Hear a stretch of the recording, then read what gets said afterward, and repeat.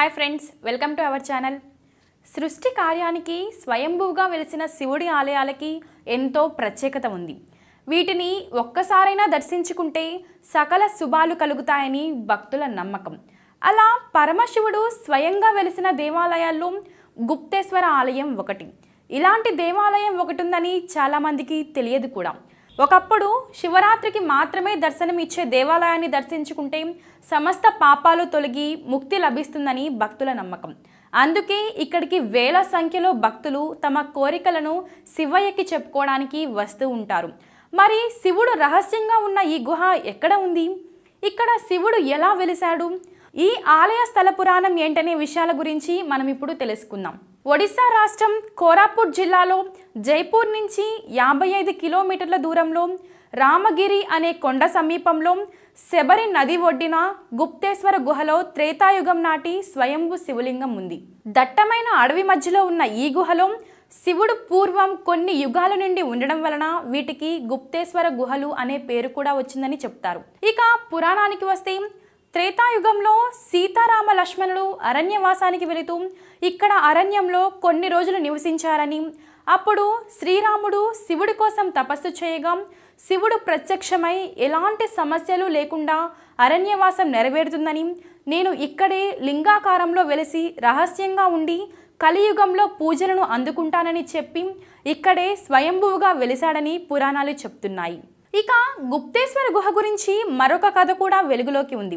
త్రేతాయుగంలో వెలిసిన శివుడు కలియుగంలో 17వ శతాబ్దం వరకు కూడా అలా ఎవరికీ తెలియకుండా రహస్యంగానే ఉండిపోయాడట. ఎందుకంటే అప్పుడు ఇదంతా దట్టమైన అడవి కావడంతో ఇంత దూరం లోపలికి రావడానికి కూడా ఎవరూ సాహసించలేదు. దాంతో ఈ ప్రాంతంలో శివుడు ఉన్నాడని ఎవరికీ తెలియలేదు. ఇక 17వ శతాబ్దంలో ఈ ప్రాంతాన్ని వీర విక్రమ్దేవ్ అనే రాజు పరిపాలిస్తూ ఉండేవాడు. ఈ రాజు సంస్థానంలో ఇక్కడి రామగిరి ప్రాంతానికి పాత్రం అనే అధికారి కూడా ఉండేవాడు. ఇతడికి మాంసం అంటే చాలా ఇష్టం. దాంతో అక్కడ అడవుల్లో ఉండే ఒక గిరిజన వ్యక్తి వేటకు వెళ్ళి జంతువులని చంపి ఆ మాంసాన్ని అతడికి రోజు ఇస్తూ ఉండేవాడు. ఇలా ఒకరోజు వేటకు వెళ్ళగా అతనికి ఒక జింక కనిపించింది. అప్పుడు సరిగ్గా బాణాన్ని జింక కడుపుకి ఎక్కుపెట్టి వదిలాడు. కానీ ఆ బాణం గురి తప్పి జింక పక్కకి దూసుకెళ్ళిపోయింది. దాంతో ఆ జింక ఈ శివలింగం ఉన్న గుహలోకి పరుగు తీసింది. ఆ వేటగాడు కూడా జింక వెంటే పరిగెత్తుతూ ఆ గుహలోకి వెళ్ళాడు. అక్కడ ఆ వేటగాడికి శివలింగం, దాని పక్కనే ఊపిరి పీల్చుకుంటున్న జింక, ఒక ముని కూడా కనిపించాడు. ఇదేదో మాయా గుహలా ఉందని భయపడి ఆ వ్యక్తి పరిగెత్తుకుంటూ వెళ్ళి పాత్రో అధికారికి జరిగిందంతా వివరించాడు.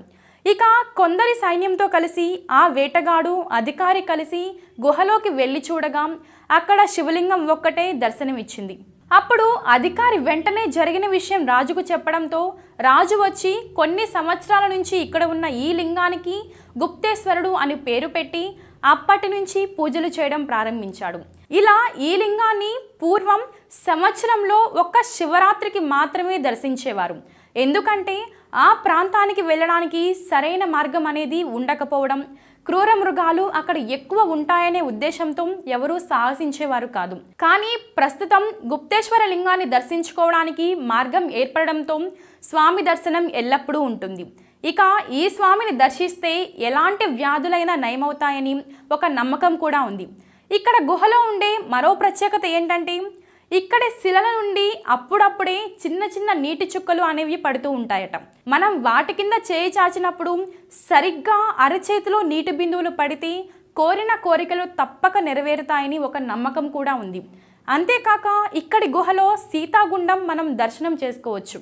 అరణ్యవాసంలో సీతాదేవి ఇక్కడే స్నానం ఆచరించిందని, అందుకే ఈ నీటి కొలను సీతాగుండం అని అంటారని చెప్తారు. ఈ కొలను అతి ఎత్తైన కొండ ప్రదేశంలో ఉండగా ఇందులో నీరు ఎల్లప్పుడూ కూడా ఎంతో స్వచ్ఛంగా ఉంటుందట.